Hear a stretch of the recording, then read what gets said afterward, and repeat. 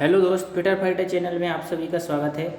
जो मैं UPRVUNL का पेपर डाल रहा हूँ तो उसमें मैंने कल 100 क्वेश्चन तक डाल दिए थे। आज मैं 101 से 125 तक बताऊँगा। तो दोस्त आज हमारे साथ बने रहिए और क्वेश्चन समझते रहिए। तो कल जो मैंने 100 के आगे भी एक क्वेश्चन बता दिया था, तो आज मैं दोबारा से उसको रिपीट कर देता हूँ, क्योंकि कल 101 हो गया था और 100 तक हमें करना था। तो 101 को मैं आज फिर से दोबारा से बता देता हूँ। तो देख लीजिए किस प्रकार से हमें क्वेश्चन को हल करना है। तो आज मैं क्वेश्चन स्टार्ट करता हूँ। जैसे इसमें ये क्वेश्चन बोला गया है कि match the column of standard wheel A60J6V। तो ये जो दिया गया है मैं आपको दिखा देता हूँ। इसमें ये कि ग्राइंडर का स्पेसिफिकेशन दिया गया है A60J6 और V। तो इसमें हमें बताना है ये क्या क्या चीज़ है। तो ये जो होता है ये एब्रेसिव होता है, इसे हम ये होता है एब्रेसिव। और एब्रेसिव होता है, और एब्रेसिव कौन सा वाला एब्रेसिव होता है, ये एल्युमिनियम ऑक्साइड एब्रेसिव है। ये एल्युमिनियम ऑक्साइड एब्रेसिव। और जो 60 है ये ग्रेन साइज है दोस्त, ये ग्रेन साइज कहलाता है। ये ग्रेन साइज है 60। अब 60 किस में आएगा तो मैं बता देता हूँ। ग्रेन साइज जो होता है सबसे पहले जो होता है रफ वाला होता है 10 से 24 होता है, फिर 30 से 60 होता है। तो रफ के बाद आएगा जो रफ ग्रेड के बाद आएगा रफ, इसके बाद कोर्स कह सकते रफ। कोर्स के बाद आएगा course, medium, fine, very fine. तो जो 60 ग्रेन साइज आएगा वो मीडियम वाले में आएगा। इसके बाद जो जे है, ये जे होता है, इसे हम ग्रेड कहते हैं। जो जे रहेगा ये ग्रेड रहता है। और ग्रेड जो होते हैं 3 होते हैं, ए से एच, आई से पी और क्यू से जेड। तो जो ये मीडियम ग्रेड में आएगा। और 6 जो होता है, ये 6 जो लिखा हुआ है बीच में, ये 6 आएगा इसका स्ट्रक्चर। तो 6 को हम कहते हैं स्ट्रक्चर। ये 6 जो हो जाएगा इसे हम स्ट्रक्चर कहते हैं। और ये 1 से 8 तक होते हैं कोर्स स्ट्रक्चर होता है। और जो 9 से 16 तक होता है वो यानी कि वो डेंस स्ट्रक्चर। डेंस और ओपन 2 रहते हैं, मैंने कोर्स बोल दिया इसको। 1 से 8 तक होता है डेंस और 9 से 16 तक होता है ओपन स्ट्रक्चर। भी जो भी बॉन्ड, ये बॉन्ड है, तो ये हमें इसको मैच कराना है। मैंने सारा कुछ लिख दिया है। ये जो है एब्रेसिव है तो ए का एब्रेसिव में मैच करेगा। ये है एब्रेसिव तो ए का मैच करेगा, जो सी में मैच करेगा। 60 जो है वो ग्रेन साइज है, तो ग्रेन साइज जो है बी का इसमें मैच करेगा। और इसके बाद जो जे है, ये जे मैंने बताया था ये ग्रेड है, तो जे को ग्रेड में मैच करा देंगे। जे ग्रेड में मैच कर जाएगा। इसके बाद 6 जो है स्ट्रक्चर में मैच कर जाएगा। 6 स्ट्रक्चर। तो इस तरीके का हमें मैच कराना है। तो इसमें दोस्त जो गड़बड़ था, कल मैंने बताया था कि इसमें कोई भी ऑप्शन इस तरह का नहीं है जिस तरीके से मैं मैच करा रहा हूँ या जिस तरीके से किताबों में दिया है। ये जो रहता है ए का सी होना चाहिए, फर्स्ट का सी। जो किसी भी ऑप्शन में फर्स्ट का सी नहीं दिया है, ए का 2 दिया गया है, इसलिए ए का फर्स्ट का ए का जो दिया जाना चाहिए ए का। फिर से एक बार और मैच करा लेते हैं। कोई से जो ग्रेड है वो ग्रेड का जे में मैच करना चाहिए। ए का जे में, ए का जे मतलब थर्ड, ए का थर्ड में मैच करना चाहिए, क्योंकि जो ग्रेड है वो जे है। तो देख लेती है ए का थर्ड में किसी में नहीं है। ए का 2 जो है, ए का 2 सही किया जा रहा है, इसलिए ए का थर्ड पहले ऑप्शन में है। तो पहले ऑप्शन का अगर हम और आगे मैच कराएंगे तो ये भी गलत है, इसलिए दोस्त इसके चारों ऑप्शन गलत हैं, जो मैंने कल भी बता दिया था।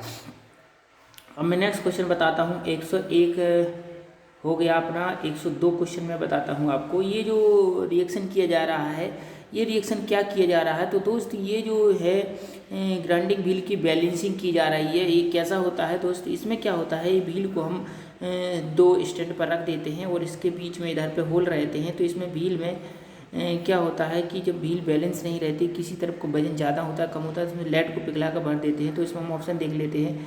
देख लीजिए इसमें ऑप्शन दिया है व्हील की बैलेंसिंग। ये व्हील की बैलेंसिंग की जा रही है। एक जगह पे दोस्त ऐसा भी रहता है कि जैसे ये व्हील रहता है, मान लीजिए ये ग्राइंडिंग व्हील है, तो इस ग्राइंडिंग व्हील को एक धागे से ऐसे लटका देते हैं और लटकाने के बाद इसमें हम मैलेट हैमर से हल्की सी इसमें चोट लगाते हैं। तो उसको क्या कहते हैं दोस्तों, उसको जो हम मैलेट हैमर से हल्की सी चोट लगाते हैं तो उसको दोस्त क्रैकनेस चेकिंग की जाती है। उसे क्रैकनेस चेकिंग बोला जाता है, जिससे हम क्रैकनेस चेकिंग करते हैं। और जो ऊपर जो हमें क्वेश्चन में पूछा गया था, इसमें क्रैकनेस नहीं, इसमें हम बैलेंसिंग कर रहे हैं। तो 2 चित्र ये रहते हैं ग्राइंडर में, तो आपको दोस्त ध्यान रखना है। अगला क्वेश्चन 103 क्वेश्चन हम करते हैं। 103 क्वेश्चन में भी दोस्तों मैचिंग हमें करना है। हम देख लेते हैं हिंदी में, यदि सही होगा तो हिंदी से करेंगे, अन्यथा हमें इसको इंग्लिश से करेंगे। तो दोस्त हिंदी में थोड़ा सा भाषा कठिन दी गया है। इसके बाद हम पढ़ते हैं इसको मैचिंग कैसे करना। कोई इसमें से एक हम ऑप्शन मैच कराएंगे जो हमें आता होगा। जैसे इसमें दिया गया है रिवर्स पोलैरिटी, गैप और टैगिंग। टैगिंग जानते हो दोस्त, टैगिंग में होता है जब कोई सीट रहती है तो सीट में इस प्रकार से जब हम जॉइंट लगाते हैं तो टैग लगाए जाते हैं। ये टैग इसलिए लगाए जाते हैं ताकि वेल्डर जो वेल्डिंग आके भरेगा, तो जैसे मान लीजिए ये हम सीटों को ऐसे हमने तर के ऊपर रखा तो जो फिटर होगा वो ऐसे टैग लगा देगा। टैग लगाने से क्या होगा, हमारा जॉब जो है हिलेगा नहीं मतलब उसमें डिस्टॉर्शन नहीं आएगा या उसमें कोई गलती नहीं होगी। तो इस प्रकार से हम टैगिंग कर सकते हैं। प्रॉपर करंट, तो प्रॉपर करंट आएगा तो हमारी जो धातु सही तरीके से पिघलेगी, वेल्डिंग करेंगे। तो इसमें हम देख लेते हैं कौन सा किसमें मैच कर रहा है। टू फ्रॉम जॉइंट या thin sheet for continue welding is overall length for welding in thin sheet for making complete strength of welding. तो for making complete strength of welding, तो इसमें गैप जो दिया है continue welding over from joint to thin sheet welding for welding in thin sheet, gap के लिए for continuous welding in overall length from making complete strength of welding. तो दोस्त इसमें जो स्ट्रेंथ ऑफ वेल्डिंग का मेरे हिसाब से किया जा रहा है, इसको स्ट्रेंथ ऑफ वेल्डिंग जो है ये 4 का इसमें मैच करना चाहिए प्रॉपर करंट में। ये प्रॉपर करंट, जब प्रॉपर करंट आएगा तो हमारी वेल्डिंग में अच्छी एक्यूरेसी आएगी। तो इसका डी का जो मैच करना चाहिए, ये स्ट्रेंथ से हम समझ जाएंगे कि स्ट्रेंथ हमें चाहिए वेल्डिंग में तो प्रॉपर करंट चाहिए, तो डी का 4 चाहिए। तो डी का 4 फर्स्ट में है, थर्ड में है और फोर्थ में है। तो ये 3 में से कोई एक आंसर हो सकता है। हमें एक चीज़ और मैच कराना पड़ेगी, हमें मैच कराना पड़ेगी गैप। तो गैप के लिए for continuous welding in overall length. तो दोस्त इसके लिए जो बी का है वो 3 में मैच करना चाहिए। टैगिंग मैंने अभी बताया है कि जो टैगिंग होता है, टैगिंग हम क्यों करते हैं, टैगिंग इसलिए करते हैं क्योंकि इसमें हमें जो टैग लगा लेते हैं हम, तो टैग लगाने से जैसे मान लीजिए ये 2 सीटें हैं, इन 2 सीटों को हमें जोड़ना है तो इसमें हम दूर दूर पर टैग लगा लेंगे। टैग लगाने के बाद इसमें लगातार आप वेल्डिंग कर सकते हो, लगातार आपको वेल्डिंग को भरते जाना है जॉब, क्योंकि हिलेगा नहीं है। तो इसलिए बी का 3 में मैच करेगा। तो हम देख लेते हैं इन 3 ऑप्शन में से जो हमारा ए, सी और डी निकल के आया था, जो मैंने टिक लगाया था डी से, तो इसमें देख लेते हैं कौन सा है बी का 3। तो दो इसमें बी का 3 और बी का 3 ए में भी और सी में भी है। अब हमें एक ऑप्शन और मैच कराना पड़ेगा, कोई एक। तो हम इसमें देख लेते हैं गैप जो दिया जाता है थिन सीट या थिक सीट। तो दोस्त ये थिक सीट में हमें गैप देना पड़ता है, जो हमारी थिक सीट रहती है इसमें हमें गैप देना पड़ेगा। तो गैप देने से क्या हो जाएगा, ये थिक सीट, तो ए का 2 आंसर मैच कर जाएगा। तो दोस्त ए का 2 आंसर मैच करेगा तो इसलिए इसका 3rd आंसर सही हो जाएगा। गैप देने का मतलब होता है रूट गैप। रूट गैप अगर हम नहीं देंगे तो हमारे 2 सीटों के बीच में गैप नहीं होगा, तो मोटी सीट थिक, इसमें देख लीजिए इसमें दोस्त इसमें दिया गया है थिक सीट। तो जो थिक सीट रहता है ये मोटी सीट होती है। तो मोटी सीटों के बीच में यदि हम गैप नहीं रखेंगे तो हमारा वेल्डिंग का मटेरियल नीचे तक नहीं भरेगा। तो इसलिए हमें 2 मोटी सीटों के बीच में, थिक सीटों के बीच में गैप देना पड़ेगा, उसे रूट गैप कहते हैं। इससे हमें पेनिट्रेशन मिल जाएगा। पेनिट्रेशन का मतलब होता है कि हमारा जो इलेक्ट्रोड पिघलेगा वो मटेरियल नीचे तक भर जाएगा। तो ए का 2 हो जाएगा। तो इस तरीके से 3 ऑप्शन। अब हमें चौथा मैच कराने की ज़रूरत नहीं है, तो चौथा को लेकिन अपन समझ लेते हैं कि जो रिवर्स पोलैरिटी होती है वो पतली सीटों के लिए होती है, तो उसमें थिन दिया गया है। तो इस तरीके से हमारे ये मैचिंग हो जाएगी और हमारा 3rd आंसर सही आंसर हो जाएगा। इसके बाद हमारा नेक्स्ट क्वेश्चन है 104 नंबर क्वेश्चन। इसको हम पढ़ लेते हैं। 150 मिलीमीटर लंबाई कार में कंपाउंड स्लाइड का प्रयोग करके यदि दोनों ओर के व्यासों को 100 मिलीमीटर और 70 मिलीमीटर रखा जाए तो कंपाउंड स्लाइड को कोण प्रदर्शित करेगा। तो दोस्त ये कंपाउंड स्लाइड का हमें कोण निकालना है। तो कंपाउंड स्लाइड का कोण कैसे निकाला जाता है मैं आपको पूरा अच्छी तरीके से बता देता हूँ। जो कंपाउंड स्लाइड होता है इसमें डिग्री के निशान होते हैं। तो इसका जो सूत्र होता है वो होता है tan θ/2 बराबर होता है d - d बटे 2L ये सूत्र होता है। तो D माइनस डी, तो 70 ये कैपिटल D हो गया, 100 और स्मॉल डी हो गया 70, तो 100 में से 70 माइनस होगा तो 30 बचेगा बटे 2L। 2L तो 2 इंटू 150 हो जाएगा ये।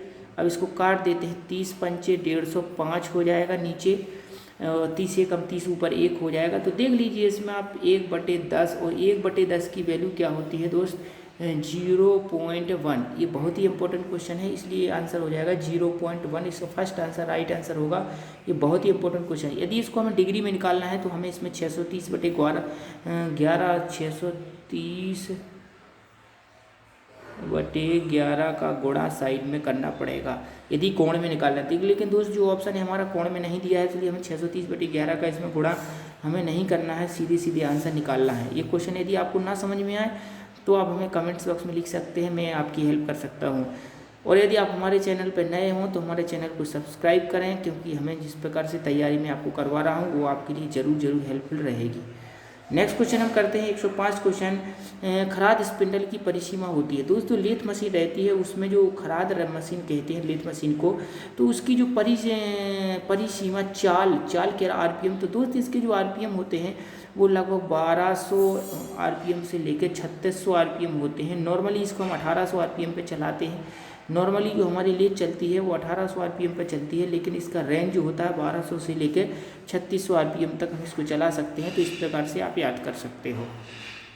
नेक्स्ट क्वेश्चन जो है ये पूछा जा रहा है कि ये जो चित्र है state the procedure shown in the diagram of the attachment. इसको हिंदी में मैं बता देता हूँ। चित्र में प्रदर्शित संलग्न वस्तुओं की प्रक्रियाओं को बताएं। तो इस प्रक्रिया को हमें बताना है दोस्तों। दो जो कम्बिनेशन सेट का सेंटर हेड है, सेंटर हेड होता है, इससे हम किसी सिलेंड्रिकल जॉब का सेंटर निकाल सकते हैं। तो इस तरीके से ये सेंटर हेड जो है लगा हुआ है और इसके बीच से जो है वो स्केल जा रहा है। तो इससे एक लाइन स्केल जो बीच से जा रहा है, ये बीच से, तो हम इससे एक लाइन खींच देंगे तो जॉब में एक लाइन ऐसे खींच जाएगी। फिर हम इस जॉब को घुमा के दूसरी लाइन खींच देंगे, फिर तीसरी लाइन खींच देंगे, चौथी लाइन खींच देंगे, जॉब को घुमाते जाएंगे। तो इससे हम सेंटर निकाल सकते हैं।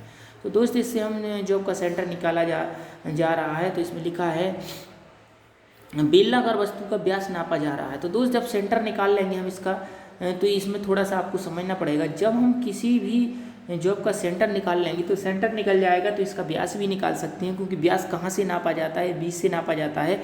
जब तक हम इसका सेंटर नहीं निकाल पाएंगे तो हम इसका व्यास नहीं जांच सकते हैं, क्योंकि व्यास कहाँ से जांचोगे, आपको सेंटर मालूम नहीं है। यदि आप इधर से नापोगे, ऊपर से नापोगे, तो ये व्यास नहीं कहलाएगा, ये जीवा कहलाएगा दोस्त। तो जो बीच से जाता है इसे हम व्यास कहते हैं, व्यास। तो इससे पहले हम बीच से कैसे मालूम पड़ेगा, पहले हमें उस सिलेंड्रिकल जॉब का जो है सेंटर निकालना पड़ेगा। इसका नेक्स्ट क्वेश्चन है टॉलरेंस। तो BIS सिस्टम जो होता है दोस्त, ये BIS सिस्टम का आपको फुल फॉर्म आना चाहिए। जो BIS सिस्टम होता है ये होता है ब्यूरो ऑफ इंडियन स्टैंडर्ड। तो ब्यूरो ऑफ इंडियन स्टैंडर्ड में 25 ग्रेड के फिट होते हैं और 18 ग्रेड की टॉलरेंस होती है दोस्त। तो 18 ग्रेड की टॉलरेंस होती है और 25 ग्रेड के फिट होते हैं। तो वो टॉलरेंस हमें बताना है कौन कौन सी टॉलरेंस होती है। तो दोस्त अगर ये आपको याद है तो ठीक है, नहीं है तो आप याद कर सकते हो हमारे इस वीडियो को देख करके। तो ये टॉलरेंस जो होती है वो IT01, फिर IT00, फिर IT1 और डैश जाके IT16 तक पहुंच जाते हैं। तो दोस्त ये 16 ये हो जाते हैं हमारे, 2 ये हो जाते हैं। तो ये कुल मिला के हमारे कितने हो जाते हैं, ये 18 हो जाते हैं। लेकिन आपको ये समझना पड़ेगा कि हमने IT क्यों लिखा है। तो दोस्त ये IT इसलिए लिखा है क्योंकि IT का मतलब होता है इंडियन टॉलरेंस। तो IT का फुल फॉर्म भी आपको आना चाहिए। IT का मतलब है इंडियन टॉलरेंस, 18 होते हैं। तो दोस्त इसमें 18, दूसरे में भी 18 हो रहे हैं, लेकिन ये नहीं होते हैं। तीसरे में भी 18 हो रहे हैं, ये भी नहीं होते हैं। और ये -1 से इसमें भी 18 ही हो रहे हैं, इसलिए ये भी नहीं होगा। हमारा पहला वाला आंसर जो है राइट आंसर होगा। बहुत ही इंपॉर्टेंट क्वेश्चन है। नेक्स्ट क्वेश्चन जो है 100 मिलीमीटर लंबे कार्यखंड में 1/10 का टेपर 75 मिलीमीटर लंबाई तक दिया गया है, तो टेलस्टॉक का संतुलन दिया जाएगा। ये संतुलन हम देख लेते हैं। संतुलन किसको कह रहा है, offset length the offset giving to the tailstock. Tailstock के हमें ऑफसेट की गणना करना है दोस्तों। हम ऑफसेट की गणना आपको बता देते हैं ऑफसेट क्या होता है। तो जो हम इसमें भी हमें टेपर का ये सवाल है, तो टेपर के सवाल को हम बता देते हैं। टेलस्टॉक ऑफसेट का जो सूत्र होता है वो टेलस्टॉक ऑफसेट का मैं सूत्र लिख देता हूँ। टेलस्टॉक ऑफसेट बराबर होता है D-D/2 इंटू कैपिटल L/स्मॉल l। तो ये होता है टेलेस्टोक ऑफसेट का सूत्र। तो टेलेस्टोक ऑफसेट के लिए इसमें 100 मिलीमीटर कार्यखंड में और टेपर लंबाई भी दी है, पूरी लंबाई भी दी है और रेशियो भी दिया है। तो दोस्त जो रेशियो होता है, इस रेशियो का सूत्र आप सबको मालूम होना चाहिए। रेशियो का जो सूत्र रहता है, जो D माइनस डी बटे एल, जो रेशियो का सूत्र होता है वो होता है D माइनस डी बटे एल। जो D माइनस डी बटे एल होता है रेशियो का सूत्र के बराबर। तो D माइनस डी बटे एल की वैल्यू हमें दी गई है, D माइनस डी बटे एल की वैल्यू दी 1/10, तो हम इसकी जगह रख देंगे D माइनस डी की जगह रख देंगे 1/10, क्योंकि ये निकाल दिया है उसने 1/10 और एल हमें दिया है, तो इसकी जगह रखेंगे 1/10, नीचे 2 का हम 2 रख देंगे और इसके बाद एल जो वैल्यू है बड़ी लंबाई, इसके ऊपर हम 100 रख देंगे, ऊपर 100। तो 100 से हम काटेंगे 10 से 100 दिए 10 दाम 100 हो जाएगा, 10 हो जाएगा ऊपर, और 10 से हम 2 से काट देंगे तो 5। तो दोस्त हमारा आंसर आ जाएगा 5। इस प्रकार से आप रखें। इसमें हम D माइनस डी की वैल्यू नहीं रखेंगे दोस्त, क्योंकि हमें 1/10 1:10 जो दिया गया है, 1:10 दिया D माइनस डी बटे एल की वैल्यू, ये इसकी वैल्यू है। तो एक बार मैं और आपको इसको समझाते हूँ दोबारा से, क्योंकि इसमें आपको थोड़ा शायद समझ में कम आया हो, तो मैं बता देता हूँ। D माइनस डी बटे एल जो होता है ये टेपर अनुपात होता है, इसकी वैल्यू हमारे पास अवेलेबल है। इसकी वैल्यू जो है D माइनस डी बटे 1/10 दिया गया है। तो इसका जो ऑफसेट होता है, ऑफसेट का सूत्र होता है D माइनस डी बटे 2 इंटू कैपिटल L बटे स्मॉल l। तो इसकी वैल्यू जो है दोस्त, इसकी वैल्यू है 1/10, तो इसकी वैल्यू हम 1/10 के 1/10 रखेंगे, नीचे 2 का हम 2 रखेंगे और ऊपर L की वैल्यू जो है 100 दी गई है, कैपिटल L की वैल्यू 100 दी, तो 100 रखेंगे हम ऊपर। तो 10 जो 100 हमने ऊपर रखा, तो ये 10 से हम 100 काटेंगे तो 10 आ जाएगा, फिर हम 2 से इसको काट देंगे तो हम इसमें 5 आ जाएगा। तो इस तरीके से दोस्त आपको समझ में आ गया होगा, मुझे विश्वास है। यदि अभी भी समझ में ना आया हो तो आप कमेंट्स में लिख सकते हैं, मैं और अच्छे से इसको दूसरे वीडियो में अच्छे समझा के बता दूँगा। नेक्स्ट क्वेश्चन है, नेक्स्ट क्वेश्चन में हमें फिर मैचिंग करना है। 109 क्वेश्चन है जो खराद का वह भाग जो कैरेज का यंत्र विन्यास रखता है, यानी कि हमें कैरेज को चलाना है। तो कैरेज को चलाने के लिए जो होता है, ये एप्रन पे इसके लीवर होते हैं, जो एप्रन रहता है इस पे इसके लीवर होते हैं। तो हम A का 2 में मैच करा सकते हैं, देख लेते हैं कोई ऑप्शन में यदि A का 2 दिया गया है तो दोस्त देख लीजिए, इसमें बहुत ही इंपॉर्टेंट क्वेश्चन A का 2 फर्स्ट ऑप्शन में ही दिया है, क्योंकि जो हमारा कैरेज होता है इस तरीके से कैरेज होता है, तो उसके सामने इधर लीवर लगे रहते हैं। लीवर मतलब उसके बटन लगे रहते हैं, इसे हम एप्रन कहते हैं। तो एप्रन से ही हम कैरेज को स्लाइड करते हैं। और हमारा जो विश्वास ऐसा रहा कि एक हमने 2 मैच कराया और जो एक ही ऑप्शन में मैच कर रहा है, इसलिए हमारा A का 2 राइट आंसर हो जाएगा। इसके बाद इसका अगला है कि नीडल रोलर बेयरिंग में रोलर की लंबाई उसके व्यास का कितना गुना रखी जाती है। तो दोस्त ये आपको याद करना पड़ेगा, जो नीडल रोलर होते हैं रोलर बहुत ही कम व्यास के होते हैं। तो इसमें रोलर का जो लंबाई रहता है, ये लेंथ रहता है, इसके व्यास का लगभग 12 से 14 गुना होता है। तो दोस्त इसमें दिया है, देखिए इसमें 12 से 14 गुना दिया है। जो साधारण रोलर होता है लगभग 5 से 6 गुना रखा जाता है। तो जो नीडल रोलर में होता है, रोलर लंबाई ज़्यादा होती है, व्यास कम होता है, तो ये लगभग 12 से 14 गुना, तो 10 से 15 गुना आंसर दिया है, इसे फर्स्ट आंसर राइट आंसर हो जाएगा। इसके बाद है निम्न में से कौन उच्च गति हेतु उपयुक्त बेयरिंग है। इसमें हमें ये बताना है उच्च गति मतलब हाई स्पीड की हमें बेयरिंग बताना है कि जो हाई स्पीड के लिए हम किस बेयरिंग का उपयोग करते हैं। हमें ये बताना है कि हाई स्पीड के लिए कौन सा बेयरिंग उपयोग होता है हाई स्पीड के लिए। तो इसमें इसको बता देता हूँ, HIGH हाई स्पीड के लिए हमें बेयरिंग का उपयोग करना है। तो दोस्त हाई स्पीड में घर्षण कम होना चाहिए। यदि हाई स्पीड में बेयरिंग चलेगा और घर्षण अधिक होगा तो हमारा बेयरिंग गर्म होकर टूट जाएगा। तो हाई स्पीड में ऐसे बेयरिंग का उपयोग करते हैं जिसमें घर्षण नहीं होता है। तो देखिए दोस्त, इसमें घर्षण नहीं होने वाला पहला ही बेयरिंग लिखा है, इसमें घर्षण रोधी बेयरिंग। घर्षण रोधी बेयरिंग को हम इंग्लिश में बोलते हैं एंटी फ्रिक्शनल बेयरिंग। तो हमारा पहला आंसर हो जाएगा anti frictional bearing. Anti frictional bearing कोई भी बेयरिंग हो, चाहे बॉल बेयरिंग हो, रोलर बेयरिंग हो, उसमें घर्षण नहीं होता है क्योंकि कॉन्टैक्ट एरिया बहुत ही कम होता है। अगला क्वेश्चन है, इनमें से किस धात्विक गुण के कारण बर्तन बनाए जाते हैं। तो जो बर्तन बनाने का जो गुण होता है वो अलग ही गुण रहता है। जैसे मिट्टी का हमें बर्तन बनाना है मान लीजिए, तो मिट्टी में प्लास्टिसिटी होना चाहिए। प्लास्टिसिटी ये होता है कि जब किसी मटेरियल को दबाया जाता है तो दब जाता है, लेकिन पुनः अपनी अवस्था में नहीं आता है वापस। तो मिट्टी को हम जिस प्रकार से हाथ से या पीटने वाला जो औजार उससे दबाते जाते हैं तो वो दबता जाता है, तो उस गुण को कहते हैं प्लास्टिसिटी। तो दोस्त प्लास्टिसिटी से बर्तन बनाए जाते हैं। इलास्टिसिटी में हम बर्तन नहीं बना सकते क्योंकि मिट्टी को दबाएंगे वो पुनः वापस आ जाएगी तो बर्तन बनेगा नहीं, वही क्रिया बार बार होती रहती। टफनेस इसका होगा नहीं, स्टिफनेस इसका नहीं होगा। तो इसके लिए इसका आंसर हो जाएगा प्लास्टिसिटी। इसका नेक्स्ट क्वेश्चन करते हैं। नेक्स्ट क्वेश्चन है, निम्न में से किस धातु से तार खींचे जाते हैं। कौन सा गुण है जो है जिसमें हम धातु के तार बना सकते हैं। तो तार डक्टिलिटी से बनाए जाते हैं। दोस्त देख लेते हैं इसमें कहीं ऑप्शन दिया होगा तो तार। इसमें दोस्त डक्टिलिटी नहीं पूछा था, इसमें निम्न में से किस धातु से तार बनाए जाते हैं, धातु का नाम पूछा गया है। तो किस धातु से तार बनाते हैं दोस्त, तो हम एल्युमिनियम से भी तार बनाते हैं, हाई कार्बन स्टील से तार नहीं बनाते हैं, कास्टर से तार नहीं बनाते हैं, ब्रास, ब्रास का मतलब होता है पीतल, तो दोस्त पीतल से हम तार नहीं बनाते हैं दोस्त। तो इसका आंसर जो है, यदि इसका आंसर होता कॉपर, यदि इसका आंसर कॉपर होता तो हम कॉपर लगा सकते हैं। तो इसका आंसर मेरे तरीके से दोस्त इसका आंसर होना चाहिए एल्यूमिनियम, एल्यूमिनियम और कॉपर। तो कॉपर जो होता है ये कॉपर आंसर हो सकता था, इसका कॉपर हो सकता है, कॉपर के तार बनते हैं और एल्यूमिनियम के तार बनते हैं अच्छे तरीके से। तो मेरे तरीके से इस कॉपर आंसर में नहीं है, तो इसका आंसर एल्यूमिनियम होना चाहिए। इसके बाद नेक्स्ट क्वेश्चन में भी हमें मैचिंग करनी है, मैचिंग देखिए 114 नंबर क्वेश्चन जो है मैचिंग करनी है। एल्युमिनियम, तांबा, गन मेटल, पिटवा लोहा। तो दोस्त गन मेटल का हमें मालूम है, इससे बेरिंग के बुश बनाए जाते हैं और इसमें कॉपर टिंजिंग मिलाया जाता है सस्ते विद्युत चालक बनाने हेतु। तो दोस्तों सस्ते विद्युत चालक होते हैं वो एल्युमिनियम का यूज किया जाता है। आपको मालूम है कि एल्युमिनियम वाली डोरी सस्ती आती है और एल्युमिनियम वाले पंखे की जिसमें बाइंडिंग रहती है एल्युमिनियम वो भी सस्ता आता है। तो दोस्त इसमें ए का हमें 4 में मैच कराना चाहिए क्योंकि हमें ए का मालूम है। तो देख लेते हैं ए का 4 किसी ऑप्शन में होगा। दोस्त ए का 4 तो नहीं दिया है, ए का 1 दिया है, तो हम दूसरा मैच कराते हैं, चेक करते हैं इसको कौन सा आंसर इसका होना चाहिए। तो दूसरा देख लेते हैं, धातु चादरों तथा तारों में गैल्वेनाइजीकरण में प्रयुक्त होता है। तो गैल्वेनाइजिंग जिंक से की जाती है दोस्तों, इसमें गैल्वेनाइजिंग के अन्य धातुओं के साथ मिलाया जाता है ताकि उन्हें कटिंग मुक्त बनाया जा सके, कटिंग मुक्त। इसमें प्लेट्स लेपन के लिए प्रयुक्त किया ताकि वो जंगरोधी बनाया जा सके, सस्ते विद्युत उपकरण। अब इसमें देखना पड़ेगा अपन को पिटुआ लोहा लोहे चादरों गैल्वेनीकरण में तो जिंक होता है, लेकिन इसमें जिंक में कहीं ऑप्शन है नहीं। गन मेटल धातुओं में मिलाया जाता है ताकि कटिंग मुक्त बनाया जा सके।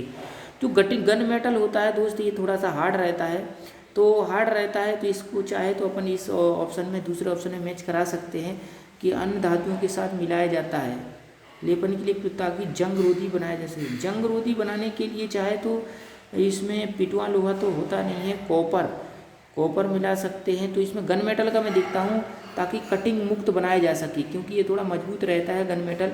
तो हम देखते हैं सी का 2 किसी ऑप्शन में दिया है कि नहीं, तो सी का 2 किसी ऑप्शन में भी नहीं है, सी का 2।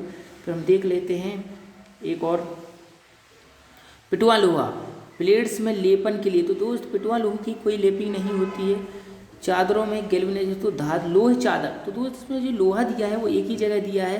तो लोहा आप चाहो तो इसको पिटवा लोहा जो लोहे चादर होता है वो लोहा का ये डी का 1, तो हम डी का 1 देखते हैं। डी का 1 भी किसी ऑप्शन में नहीं दिया है, ए का 1 दे रहा है। तो ए का 1 दोस्त एल्युमिनियम जो है लोहे चादरों में तारों के गैल्वेनीकरण में प्रयुक्त किया जाता है। तो दोस्त ये मुझे इसका ऑप्शन गड़बड़ लग रहा है, मैं अपने तरीके से इसको मैच करा देता हूँ। जो एल्युमिनियम होता है ये सस्ते विद्युत चालक में उपयोग किया जाता है, तो ए का 1 में मैच करेगा।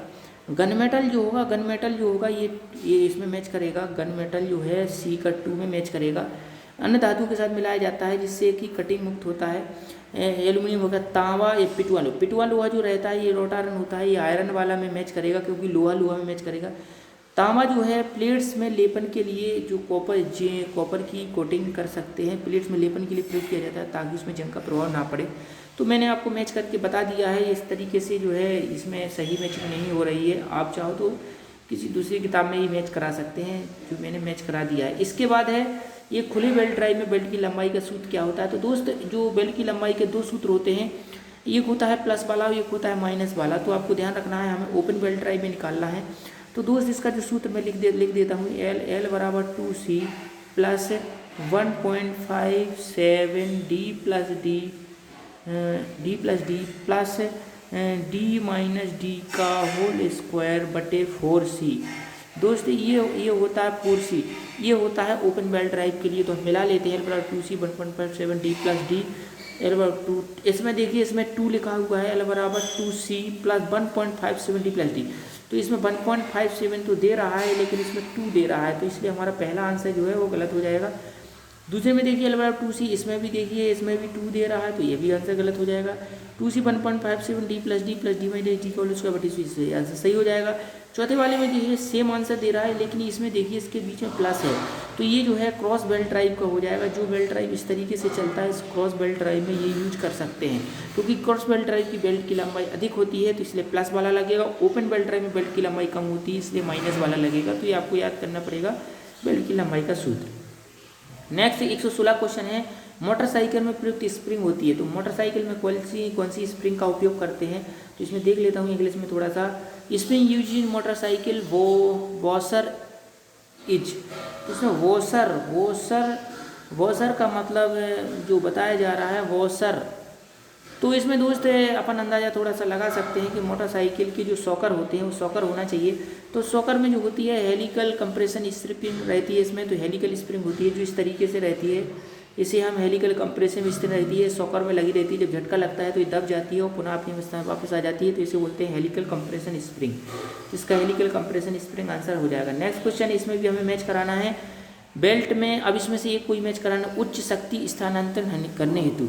तो दोस्तों जो उच्च शक्ति स्थानांतरण करने हेतु होता है ये भी बेल्ट, मुझे ऐसा लगता है कि जो भी बेल्ट होता है, भी बेल्ट जो होता है अधिक पावर में यूज करते हैं। लेकिन एक और देख लेते हैं, बेल्ट में कम तनाव के कारण, बेल्ट में उच्च प्रारंभिक आघूर्ण के कारण, और इसमें लिखा बेल्ट में भार के नियमित उतार चढ़ाव के कारण। इसमें थोड़ा मैं इंग्लिश में देखता हूँ, इंग्लिश में क्या दिखा रहा है इसमें देख लेते हैं थोड़ा इंग्लिश में भी। इसमें लिखा है due to low tension is belt, जब बेल्ट में लो टेंशन रहेगा, टेंशन कम रहेगा, तो बेल्ट स्लिप कर सकता है। Slip is a belt high initial torque due to frequent to high power transmitter. दोस्तों ये सबसे अच्छा हमें यही लग रहा है कि हाई पावर ट्रांसमिशन आएगा तो हमें भी बेल्ट का यूज करना पड़ेगा इसमें हाई पावर ट्रांसमिशन के लिए। तो दोस्त इसमें देखते हैं क्या डी का 4 में मैच करा रहा है, तो देख लीजिए इसमें डी का 4 जो है एक ही ऑप्शन में है। ऐसे क्वेश्चन बहुत ही इंपॉर्टेंट रहते हैं, डी का 4 एक ही ऑप्शन में, इसलिए इसका दूसरा आंसर राइट आंसर हो जाए। आप चाहो तो दूसरे भी मैच करा सकते हो। इसके बाद अगला क्वेश्चन है, अगला क्वेश्चन हम करते हैं। अगला क्वेश्चन में भी मैचिंग ही है, मैचिंग के लिए देख लेते हैं 18 क्वेश्चन में। जैसे में मिट्टी का तेल है, तो मिट्टी का तेल के लिए हम कहाँ उपयोग करते हैं, मिट्टी के तेल के लिए हम एल्युमिनियम के लिए उपयोग करते हैं, और कॉपर और जिंक के लिए भी मिट्टी के तेल के ही कूलेंट का उपयोग किया जाता है। ये कूलेंट की लिस्ट हमें मिलानी है। और माइल्ड स्टील में जो होता है मृदु इस्पात में सोल्यूबल आयल होता है। सोल्यूबल आयल देख लेते हैं कौन से ऑप्शन में सोल्यूबल आयल, तो इसको हम मैच करा देते हैं। इसमें लिखा है देखिए सोल्यूबल ऑयल इन इमल्सन, तो माइल्ड स्टील में जो होता है सोल्यूबल केरोसिन होता है। केरोसिन का उपयोग करते हैं हम ब्रॉस और ब्रॉन्ज, कॉपर और जिंक के लिए रहता है। और कॉपर जिंक कास्टान सूखा रहता है, तो कास्टान सूखे के लिए देख लीजिए, अब कास्टान सूखे के लिए पहले में ही दे रहा है, कास्टान सूखा पहले में ही एक ड्राई ऑप्शन दे रहा है और किसी में नहीं दे रहा ड्राई ऑप्शन। तो हम देख लेते हैं ए का 2 आंसर, तो इसमें कौन सा हमारा मैच कर रहा है, ए का 2 देख। लेकिन दोस्तों एक समस्या इसमें उत्पन्न हो गई है कि ए का जो 2 है वो फर्स्ट में भी है सेकंड में भी, तो हमें एक आंसर और मैच कराना पड़ेगा। एक आंसर हम मैच करा लेते हैं, ए का 2 तो हो गया सूखा कास्टन के लिए, लेकिन ए का 2 फर्स्ट में भी है सेकंड में भी, तो अभी दूसरा आंसर देख लेते हैं। इसमें देख लेते हैं माइल्ड स्टील के लिए सोल्यूबल आयल देख लीजिए बी का 1, इसमें बी में दिया है सोल्यूबल आयल और एमल्सन मतलब तो मिक्सचर, तो माइल्ड स्टील में सोल्यूबल आयल बी का 2, तो बी का 2 देख लीजिए, लेकिन इसमें बी का 2 ना ए में है ना दूसरे में है, तो हमें और आंसर मैच कराना पड़ेंगे इसमें अब देख लेते हैं। इसमें kerosene titanium high concentrate soluble oil, high concentrate, हाँ टी, इसमें सोल्यूबल आयल केरोसिन। तो दोस्त इसमें केरोसिन हम चाहें तो 4th में मैच करा सकते हैं 4th में, लेकिन ये ब्रास और ब्रांज को सूखा चलाया जाता है, सूखा चलाते हैं इसमें ब्रास और ब्रांज को सूखा, ये हमारा सूखा चलता है। तो सूखा चलेगा, तो सूखा चलाने के लिए देखो कास्टान भी सूखा चलता है, लो विस्कोसिटी ऑयल, तो इसका ए का जो हमारा 2 में मैच कर रहा था कास्टान सूखा, लेकिन नीचे भी एक दिया गया है, तो इसमें हमें देखना पड़ेगा कास्टान सूखा हो गया, लेकिन अब इसमें सोल्यूबल आयल 2 जगह दिया है, लेकिन सोल्यूबल आयल की जगह इमल्सन भी दे रहा है, इसमें सोल्यूबल आयल में इमल्सन भी दे रहा है, और नीचे वाले में देगा हाई कंसंट्रेट सोल्यूबल आयल, एक ही दिया है, तो हम डी का 3 टाइटेनियम एलॉय, हाई कंसंट्रेट मतलब बहुत, टाइटेनियम हमारी बहुत ही अच्छी धातु होती है, इसलिए हमें अच्छी धातु के लिए अच्छा ही सोल्यूबल ऑयल चाहिए। तो हम देख लेते हैं कि इसमें डी का 3, हाँ तो दोस्त इसमें डी का 3 भी मैच कर रहा है, इसमें डी का 3, क्योंकि टाइटेनियम को हम रणनीति धातु कहते हैं। रणनीति धातु का मतलब होता है जिसको हम रण क्षेत्र में यूज करते हैं, तो इसके लिए काई हाई कंसनट्रेटेड सोल्यूबल ऑयल चाहिए पड़ेगा। तो इसलिए आप चाहो तो इसका ए का 2 करके और डी का 3 करके भी मैच करा सकते हो।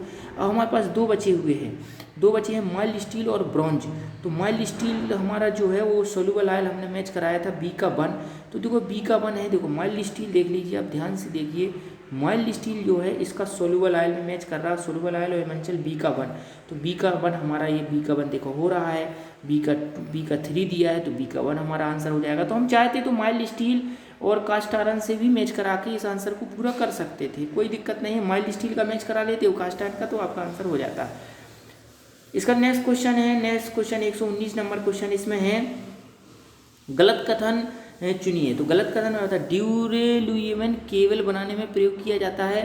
तो दोस्त ड्यूरेलुमिन होता है वो एल्यूमिनियम का एलॉय है, इससे हम केबल बना सकते हैं। मिश्र धातुएं पिस्टन सिलेंडर सीज के अंगों के रूप, तो मिश्र धातु जो पिस्टन सिलेंडर होता है वो कांसे का बना होता है, मिश्र धातु का बना होता है।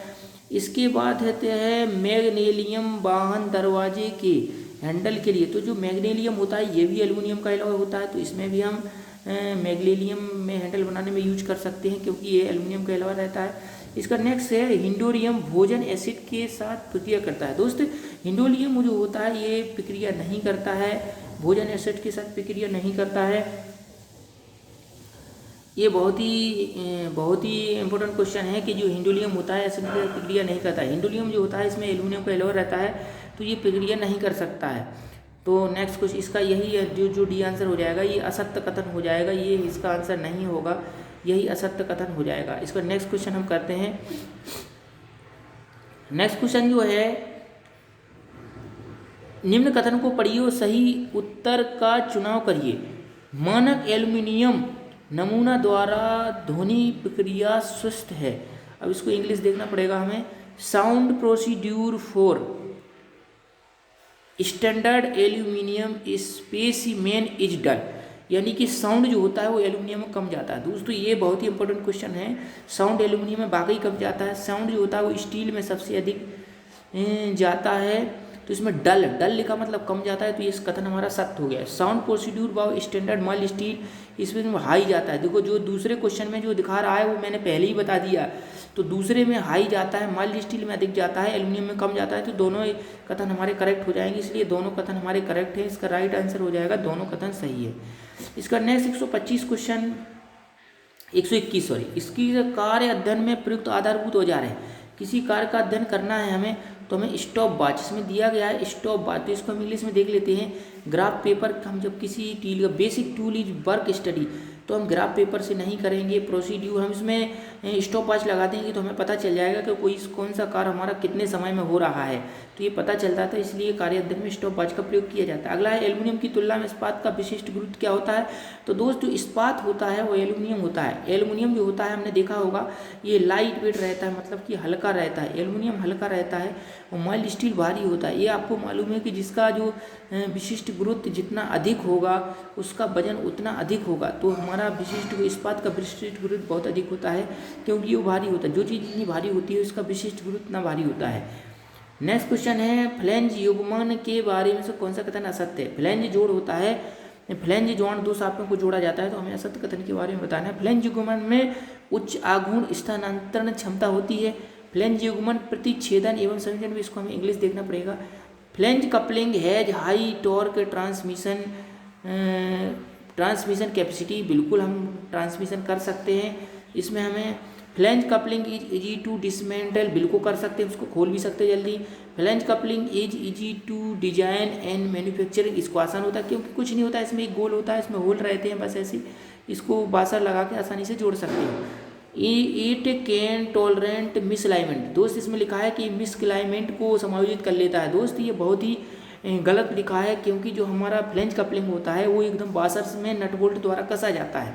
तो फ्लैंज युग्मन जो है वो जब बासर से हम नट बोल्ट से दोनों को कस देंगे, ये मैं आपको दिखा देता हूँ किस तरीके से कसा जाता है। दो शाफ्टें बना के मैं आपको दिखा देता हूँ। देखिए एक शाफ्ट ए आया है, एक शाफ्ट ए आया है, तो इसके पास एक इधर फ्लेंज होता है, एक फ्लेंज इधर होता है। तो इसके बीच में हम वाशर लगा देते हैं। सब वाशर लगा करके, वाशर लगाने के बाद इसमें ऐसे नट बोल्ट से इसको टाइट कर देते हैं। तो नट बोल्ट से जब टाइट हो जाएगा ये, तो फिर ये अलग अलग नहीं होंगे, ना ही थोड़ा सा एडजस्टमेंट करेंगे। तो ये बात जो लिखी है चौथे में, टॉलरेंस जो होता है, यूनिवर्सल कपलिंग जो होता है वो हमारे टॉलरेंस को समायोजित करता है, इसलिए यूनिवर्सल कपलिंग ही टॉलरेंस के लिए यूज किया जाता है, मिसअलाइनमेंट के लिए यूज किया जाता है।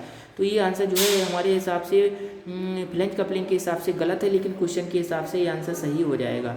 नेक्स्ट क्वेश्चन है हमारा 123 नंबर क्वेश्चन हो गया है। 124 नंबर क्वेश्चन हमें करना है। मिलिंग मशीन में नी जोड़ की तरह प्रयुक्त होने वाला युग्मन है, नी जोड़ की तरह। तो इसमें लिखा है the coupling used in knee joint. तो दोस्त जो हमारा नी ज्वाइंट होता है उसे हम बता देते हैं, जिस प्रकार से हमारे घुटने में जो ज्वाइंट रहता है तो उसे हम बोलते हैं, ये हमारा घुटना जो होता है मिसअलाइनमेंट इस प्रकार का हमारे घुटने में ज्वाइंट होता है, इस प्रकार से ये कपलिंग आती है, इस प्रकार से जुड़ते हैं।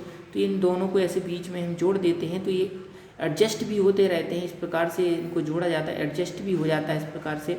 तो इसे हम यूनिवर्सल कपलिंग कहते हैं। तो इसका आंसर यूनिवर्सल कपलिंग, जिस प्रकार से हमारा घुटना एकदम एडजस्ट हो जाता है और उसमें मिसअलाइनमेंट रहता है, घूम जाता है, तो इसे कोण के लिए यूनिवर्सल कपलिंग का उपयोग करते हैं। इसका आंसर यूनिवर्सल कपलिंग हो जाएगा। शक्ति स्थानांतरण की मात्रा निर्भर नहीं करती है। तो शक्ति स्थानांतरण होता है जो ट्रांसमिशन ऑफ पावर होता है, the amount of power transmission not depend upon on. तो ये हमारा जो ट्रांसमिशन ऑफ पावर किस पर डिपेंड नहीं करता, ये बताना है। Velocity of the belt, belt के वेग पर, तो दोस्त बेल्ट के वेग पर निर्भर करता है। तो ये राइट आंसर है। The tension under which the belt in place of the pulley, pulley के टेंशन कम होगी तो स्लिप हो जाएगी। The arc of contact between the, contact area पर निर्भर करती है, हमारा बेल्ट जितना कॉन्टैक्ट करेगा उसमें बेल्ट लेंथ, तो ये बेल्ट लेंथ पर निर्भर नहीं करता है। बेल्ट लेंथ हम छोटी भी रख सकते हैं, बड़ी भी रख सकते हैं दोस्त। तो इसलिए हमारा जो स्पर्श पर निर्भर करता है, बेल्ट की टेंशन पर निर्भर करता है, और बेल्ट के वेग पर हम कितनी तेज स्पीड में चला रहे हैं, कम चला रहे हैं, इस पर निर्भर करता है, लंबाई पर निर्भर नहीं करता है। इसका नेक्स्ट क्वेश्चन है हमारा, कौन सा दृष्टिकोण कीप के बारे में बहुत ही गलत है। जो क्रीपिंग होता है दोस्त, क्रीपिंग होता है हमारा बेल्ट जो होता है पुली के ऊपर सरकता है, तो इसे हम क्रीपिंग कहते हैं। तो दोस्त क्रीपिंग के बारे में 126 नंबर क्वेश्चन है, मैं बता देता हूँ। 125 का हमारा टारगेट रहता है, लेकिन 126 से मैं बता दे रहा हूँ। तो क्रीपिंग दोस्त तब होती है जब किसी भी मशीन पर जब हमारा लोड ज़्यादा बढ़ जाता है तो हमारी बेल्ट जो होती है पुली के पेज पर सरकने लगती है, तो उसके लिए होता है। तो इसमें हमें नहीं बताना है कि बहुत ही गलत है। क्रीप का कुल प्रवाह संचालित चरखी और चरखी गति को कम करने के लिए, इसमें क्रीप लिखा है, इसमें लिखा है the total effect of creep is the reduce to slide the speed of the. दोस्त इसमें कहा जा रहा है कि स्पीड को कम कर देता है दोस्त, इसमें पावर लॉस होता है, स्पीड को बिल्कुल कम कर देता है। Creep phenomena is the observed when belt presses from slack side to the tight side. तो इसमें due to the change in length while belt is passing from slack side to the tight side is related. उसमें ये कहा जा रहा है कि जो स्लैक साइड रहता है और टाइट साइड रहता है उसमें नीचे जो होता है स्पर्श करता है, तो नीचे का जो स्पर्श करने की वजह से जब वो रेंगता है तो स्लैक साइड और टाइट साइड में जो कंटिन्यूसली जो एकदम घूमने का जो गुण होता है वो एक दूसरे को मेंटेन नहीं कर पाते हैं। तो ये भी बात सही लिखी है, क्योंकि नीचे से स्लिप करेगा तो ऊपर पे भी स्लिप करने का गुण आ जाएगा पुली के फेस के ऊपर। Motion between the belt pulley surface is tend as creep. इसमें ये कहा जा रहा है कि between the belt and pulley, belt और पुली के बीच में जो क्रीप होता है, इसमें क्रीप भी होता है। Creep phenomena in observed when belt passes from the tight side to slack. उसमें ये कहा जा रहा है कि ये टाइट साइड से स्लैक करता है। तो दोस्त ये टाइट साइड से स्लैक नहीं करता है। जैसे मान लीजिए हमारी ये दो पुलियाँ हैं, तो इसमें एक टाइट साइड रहता है और एक लूज साइड रहता है। तो हमारी ये बेल्ट जो स्लिप करती है, जो हमारी बेल्ट स्लिप करती है वो टाइट साइड से स्लिप करती है। इसमें कहा जा रहा है कि वो ढीले साइड से की ओर गति करता है तो क्रीप भी प्रकट नहीं होता। तो ये टाइट साइड से प्रेशर पड़ता है तो टाइट साइड से क्रीपिंग का गुण होता है, लूज साइड से क्रीपिंग नहीं होता है। इसलिए ये बात है जो है ये गलत लिखी हुई है, इसलिए इसका जो है डी आंसर सही आंसर। जब हमारी बेल्ट क्रीप करती है तो ये टाइट साइड से क्रीप करेगी, ना कि लूज साइड से, क्योंकि लोड उस पर टाइट साइड से पड़ेगा, लूज साइड से लोड नहीं पड़ेगा। तो हमारी बेल्ट का जो रेंगने का गुण होगा वो जिस तरफ से हमारी बेल्ट टाइट होगी उसी तरफ से हमारा बेल्ट में क्रीपिंग का गुण होगा। तो दोस्त ये रहे हमारे रोज के क्वेश्चन। तो यदि आपको हमारा वीडियो अच्छा लगे और कुछ समझ में आ रहा हो तो हमारे वीडियो को लाइक करें, शेयर करें, और कमेंट्स में कोई प्रॉब्लम हो तो उसको ज़रूर लिखें, मैं आपकी समस्या को ज़रूर सॉल्व करूँगा।